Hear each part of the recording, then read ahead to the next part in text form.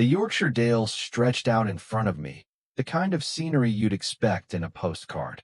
Rolling hills, stone walls, and the kind of green that only exists in places where the sun is both generous and kind, and the air smells like something between fresh hay and damp earth. But today, as I stood at the edge of Thornfield Farm, it wasn't the beauty of the place that hit me first. No, it was something else, a heavy, thick tension hanging in the air, something far darker than the usual countryside calm. The sight of Thunder, the Angus bull that had turned my peaceful retreat into a battlefield, loomed ahead like an unstoppable force of nature. And I was standing there, just waiting for it all to fall apart. Thunder had been a problem for months, ever since Jack Morrison, my longtime farm hand, had disappeared without a trace. Jack was a solid guy, dependable, the kind of person you'd never expect to just vanish. But here I was, dealing with the aftermath, a farm on the edge, a bull that had become a nightmare, and no idea what was really going on. And Thunder, well, Thunder had started showing his true colors, and not the kind you'd want to paint your barn with. In the months since Jack left, Thunder had become a terror on the farm. He attacked 2 veterinarians, sent 3 farmhands running, and nearly broke through steel gates like they were made of paper. That bull wasn't just was full of rage, and whatever happened to Jack, I was starting to feel like it was all connected. "He's getting worse by the day," I muttered, staring at Thunder as he stomped the ground, snorting like he was ready to charge. Mrs. Hartwell, the housekeeper more like a second mother to me since my wife, Margaret, passed away, stood beside me, arms crossed, looking at Thunder with that kind of concerned but strong face that only people who've seen their fair share of hard days can pull off. "I know," she said, adjusting her glasses, always calm in these moments. "But what do you plan to do about it, William?" I didn't have an answer. Not a good one anyway. The truth was, I'd been trying to fix the problem for months, but nothing worked. I had no idea what was driving Thunder to act this way, but every time I tried to get close, it was like playing Russian roulette. The other day, I saw him charge at one of the other hands to VYD, a young guy who was still getting the hang of farm life, and all I could do was shout from a distance, hoping to VYD could get out of the way in time. The bull missed, but just barely.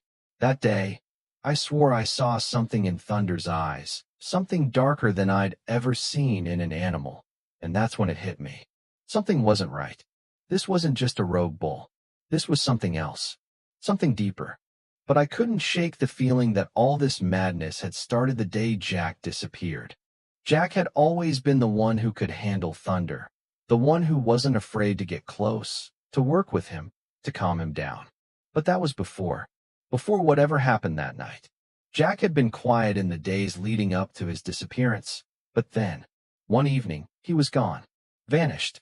No goodbye, no nothing. The only thing that remained was a sense of dread hanging over the farm, and the sudden rage in Thunder's eyes every time I looked at him. I'd spent countless hours trying to make sense of it all, trying to figure out what was going wrong, why the bull was so angry, and why I couldn't fix it. But as the days passed, the situation got worse faster than I could keep up with, and I found myself standing in that same spot, staring at Thunder, the bull's eyes burning with that same intensity. The thing is, the more I thought about it, the more it seemed like this wasn't just about the bull. It wasn't just about losing Jack. There was something more going on, something I wasn't seeing. But what? I couldn't put my finger on it. Maybe it was the land. Maybe it was the farm. Or maybe it was just life, doing what life does best, shoving you into corners, forcing you to make impossible choices. But all of that didn't matter anymore. Thunder had crossed a line. He'd become a danger not just to the farm, but to the people who lived here. It was time to do something about it. But what? The last few weeks had been nothing but missed attempts, and now it was getting personal. I turned to Mrs. Hartwell. "I'm going to have to do something about him," I said, the decision settling into my gut like a weight I couldn't get rid of. "You've said that before," she replied softly, almost like she was warning me. "Not like this." I walked away from her without saying another word. knowing she was right because I had been thinking about it, dreaming about it. And every time I did, I saw the same thing. Thunder, standing there like a monster in the field, and me, completely helpless. I couldn't keep watching him destroy everything I'd worked for. I couldn't keep running from the truth. But what was I supposed to do? The last time I tried to get close, I ended up with a gash on my leg that nearly needed stitches. I wasn't about to make the same mistake again. But then, like a flash of inspiration, something clicked. Something reckless, something that felt completely absurd. A plan so crazy it might actually work. I didn't know if it wouldn't know if I was even going to survive the attempt, but I had to try. There was no other choice. I grabbed the phone, dialing the one person who might be able to help me out. A former colleague, someone who had worked with animals longer than I'd been running Thornfield Farm. Someone who knew Thunder's kind and could help me understand why the bull had turned so vicious.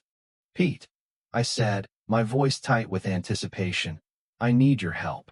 Now, Pete was a man of few words, but when he spoke, you listened. What's the situation? He asked, his voice calm. The kind of calm that only comes from years of dealing with things far worse than a rampaging bull. It's bad, I replied. Thunder. He's out of control. I don't know what happened to Jack, but I think it's all connected. He's become a liability. Pete paused for a long time. Too long. And then he said it. All right. I'll be there in 2 hours. 2 hours.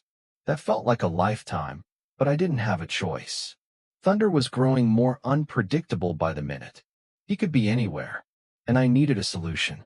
Fast. As the hours stretched on, I waited. And when Pete finally arrived, I could see from his face that he knew what I was up against. But neither of us was prepared for what we were about to face. Thunder wasn't just a wild animal anymore. He was a symbol of everything that had gone wrong in my life: the farm, the loss of Jack, the struggles that never seemed to end. And now, standing face to face with him, I knew what had to be done. Pete looked me in the eye and nodded. Let's end this. I walked toward Thunder, my heart racing in my chest.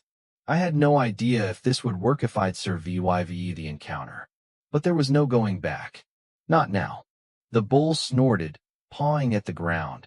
But for the first time in months, something in his eyes changed. A shift, a flicker of recognition, maybe even surrender. I took a deep breath, and in that moment, I knew something had to change. This wasn't just about saving my farm, it was about finding peace with everything that had been lost. And as I approached Thunder, I realized something important. No matter how much I tried to control it all, sometimes you have to give in to the chaos. Let it take over for just a moment, and trust that everything would work itself out. Now, I want to hear from you. Have you ever been in a situation where you felt completely out of control? Where something you thought you could handle became bigger than you ever imagined? Share your thoughts in the comments. Was I right to take on Thunder myself? Should I have just let things play out? Let's talk about it.